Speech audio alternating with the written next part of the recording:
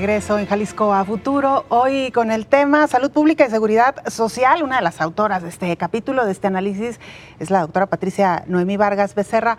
Doctora, una reflexión sobre lo que aquí se ha expuesto. Bueno, lo que hemos expuesto en términos generales tiene que ver con una de las propuestas que está dentro de los libros de Jalisco a Futuro, que es una propuesta de un sistema de cuidados estatal. Los cuidados tienen que ver con las diferentes etapas de la vida y con las diferentes generaciones. Entonces nosotros podemos tener cuidados, por ejemplo, desde el embarazo, en la lactancia, podemos tener cuidados en la adolescencia y podemos tener otro tipo de cuidados también en los adultos mayores.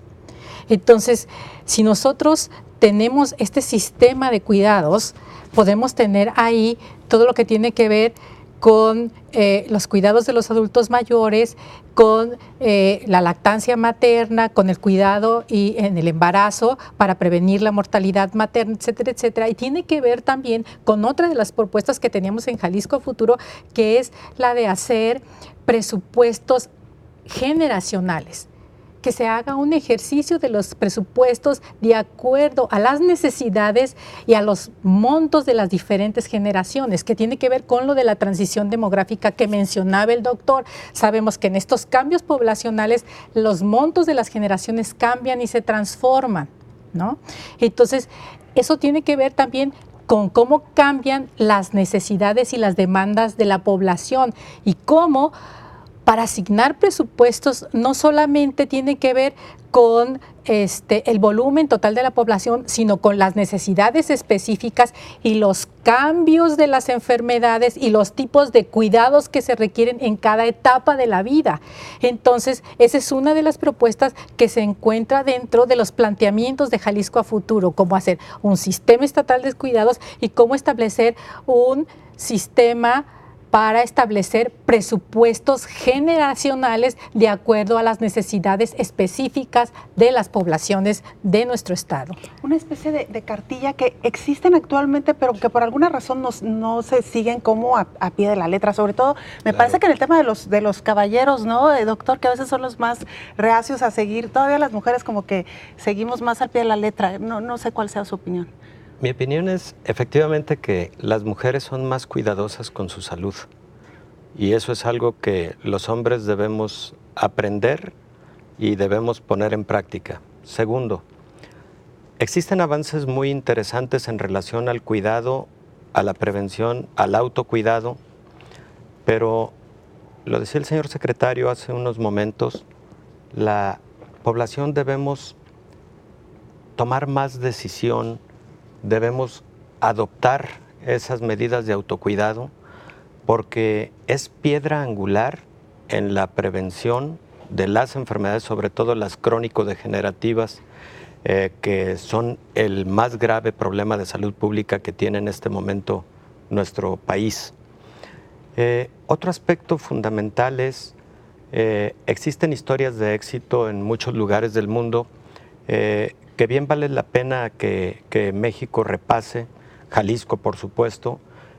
Por ejemplo, existe una cartilla de vacunación indudablemente muy buena que se lleva a cabo al pie de la letra.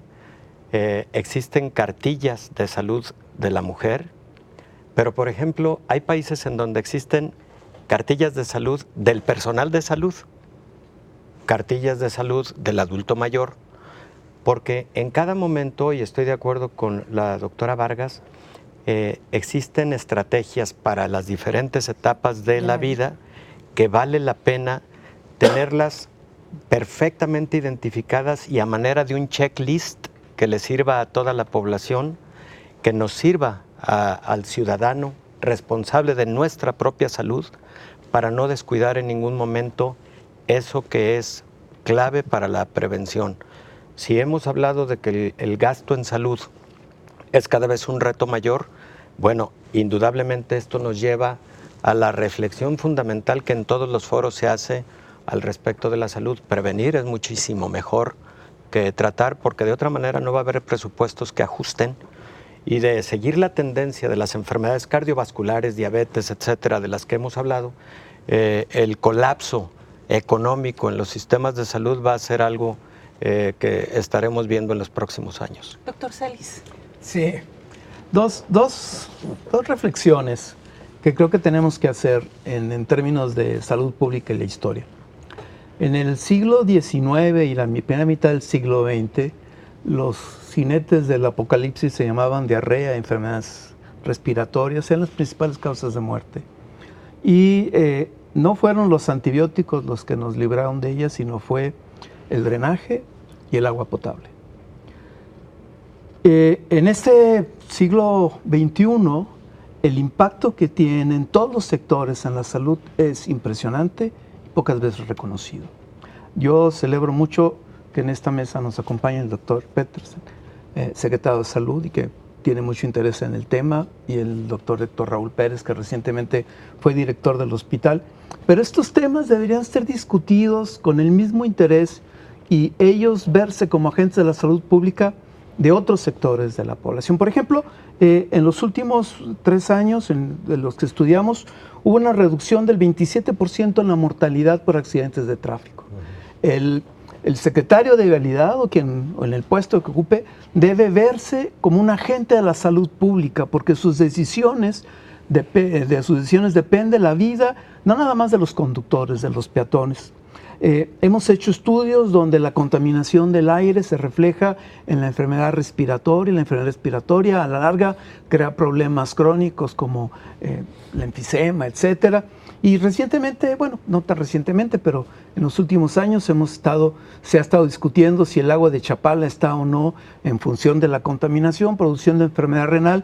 Es un tema todavía para seguir discutiendo, pero definitivamente el medio ambiente también es un factor importante en la salud.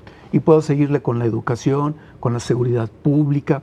En este documento nos pidieron que nos enfocáramos en un problema para proponer un programa de acción, y escogimos obesidad, porque la obesidad es un factor de riesgo para las principales causas de muerte actualmente: diabetes mellitus, enfermedad cardiovascular, algunas formas de cáncer. La obesidad definitivamente tiene algo que ver en su causa.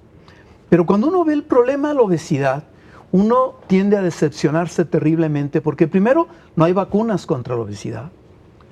Hay muchos estudios que estudian los genes en relación a la obesidad, y al final de cuentas uno se da cuenta que la obesidad entra por la boca y se queda por la falta de actividad. Esas dos cosas deberíamos estarlas poniendo mucha atención. Pero luego digo, ¿por qué somos más obesos actualmente que hace 30, 40 años? Y les voy a decir por qué. Porque no caminamos tanto.